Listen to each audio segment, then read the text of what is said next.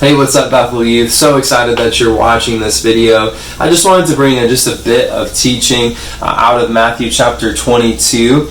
And the context of Matthew 22 is Jesus is in the temple and there's some people asking him some questions, and so he's sharing stories to respond to their questions. And so I just want to read one of the questions that he was asked in verse 36. It says, "Teacher, which is the greatest commandment in the law?"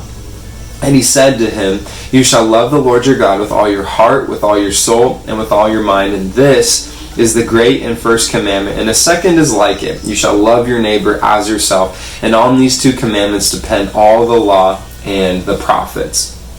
So Jesus is bringing a summary of all 613 of the Mosaic Law, and he's saying that the two greatest things that you can do as a human being is to love God first, and then out of that response to loving God is to loving people.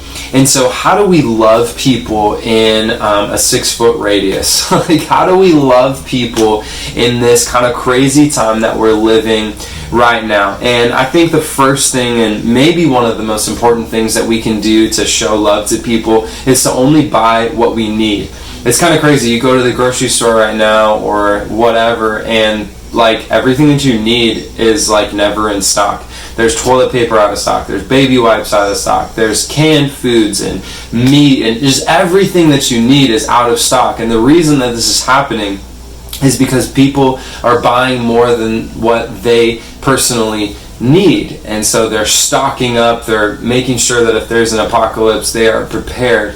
But I honestly think that if we truly believe that God is a God that provides and that he's going to be faithful, that we don't need to stock up as much as we think that we need. And how does this show that we love when we buy what we need? Because if I'm only buying what I need and I'm not buying out of excess, then the next person that comes in to buy something, it's going to be on the shelf because I'm only buying what I need. And so let's not go crazy. Let's not buy in excess. Let's let all people have meat, bread, and toilet paper. I think another thing that we can do is to maybe just go to our neighbor's house, knock on the door, see if we can mow their lawn, pull weeds in their flower beds, wash their car, or maybe even just have a conversation with them, because this can be a pretty lonely time when we're kind of isolated in our own homes and in our own bubbles. And so this is a way that we can get out and show people that you truly care about them and you love them. And I think one of the last things that we can do is continue to pray. Continue to pray for peace and for unity and for hope and for joy in our world, because our world needs it so bad right now. And why not pray for those things and believe that those things can happen?